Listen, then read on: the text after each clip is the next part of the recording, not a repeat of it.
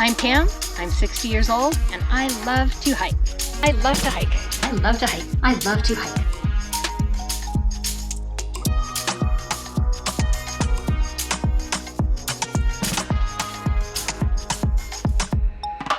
Today is hike number 2 of the 52 Hike Challenge, and today I have chosen Pima Canyon Trail. Pima Canyon is a major canyon in the Push Ridge Wilderness in the Santa Catalina Mountains. The trail is part of the Coronado National Forest and is managed by the U.S. Forest Service. It's open from dawn to dusk and it is free. The trailhead has a large parking lot, big enough for about 50 cars, and as you can see, it's a very popular spot. Walt has been recovering from COVID, and I still have a lingering cough from when I had COVID just before Christmas. So today's hike was kept fairly simple. From the trailhead, we followed the trail for about a mile until it intersected Pima Wash. This is a wonderful desert riparian habitat, and this portion of the trail is very easy. It's quite popular with Tucsonans of all ages and fitness levels.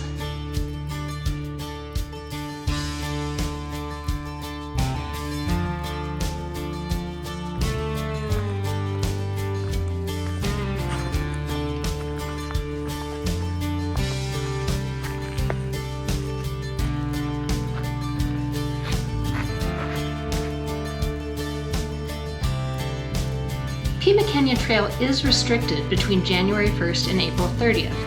This is because of bighorn sheep lambing season. In 2019, 31 bighorns were reintroduced into this area to rebuild a herd that had died out in the 1990s. During lambing season, hikers aren't allowed to go more than 400 feet off of any system trail in order not to disturb these vulnerable sheep.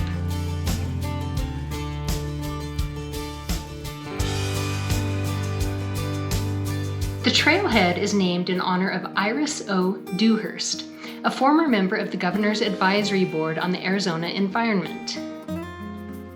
Dewhurst was a consummate lobbyist for outdoor recreation. She served on the Board of Supervisors in Pima County, and during her term as a supervisor, she helped pass dozens of development-related ordinances to protect Pima County's natural resources. Another local conservationist named Tom Bingham was also instrumental in securing access to Pima Canyon. Through his work with the Pima Trails Association, Bingham took on developers in the early 1990s who were planning a $100 million resort, hotel, and golf course in front of the canyon. He won an agreement that allowed unrestricted public access through the private property blocking the trailhead.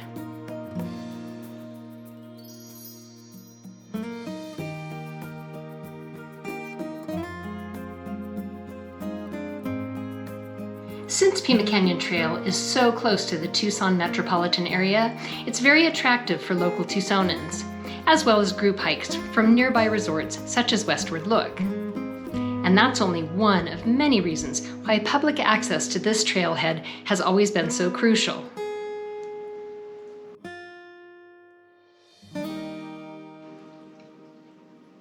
If it weren't for people like Dewhurst and Bingham, there would be no public access to Pima Canyon. Signs and fencing along the first 3/4 miles of the trail now create an open access corridor for the public to reach Pima Canyon.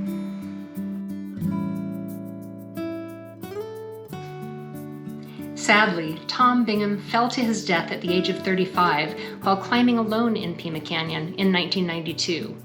There is a plaque dedicated to him near the beginning of the trail. Even though we only hiked about 2 miles round trip today, it was an absolutely gorgeous sunny day, as many days are in Tucson.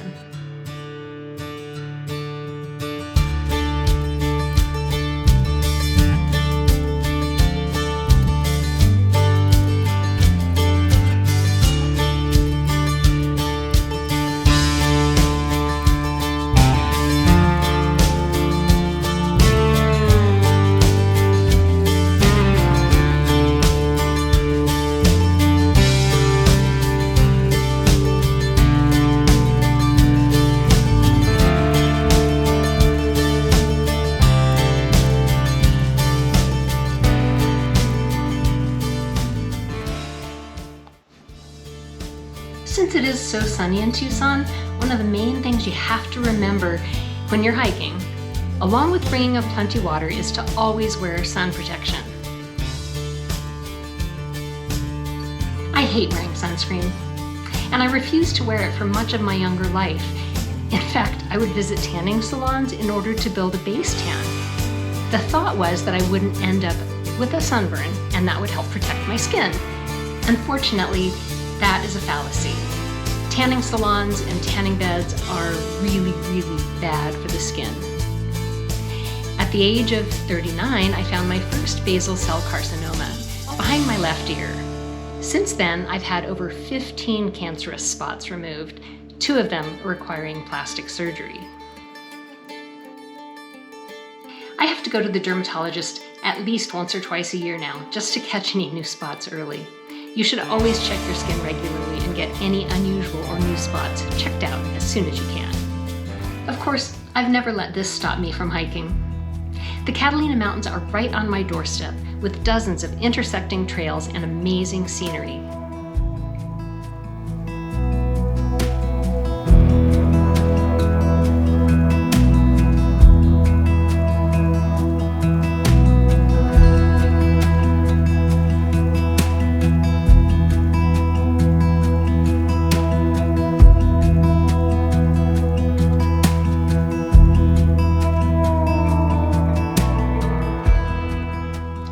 The next time I take you along into Pima Canyon, I will definitely go a lot further.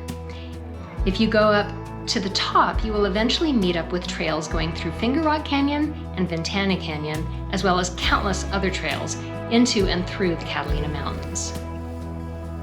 One of the things I love about Tucson is how easy it is to get out into the wilderness. Tucson is surrounded on all sides by mountains, also known as Sky Islands. The reason the mountains are called Sky Islands is because they are so effectively separated from each other by long stretches of desert.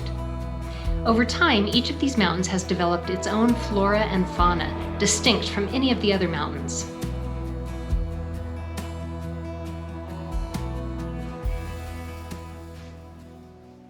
To the north of Tucson are the Catalinas.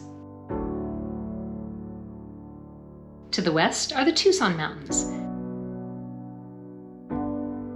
To the south are the Santa Ritas, and to the east are the Rincons. The possibilities for hiking are endless, and I can't wait to show you more.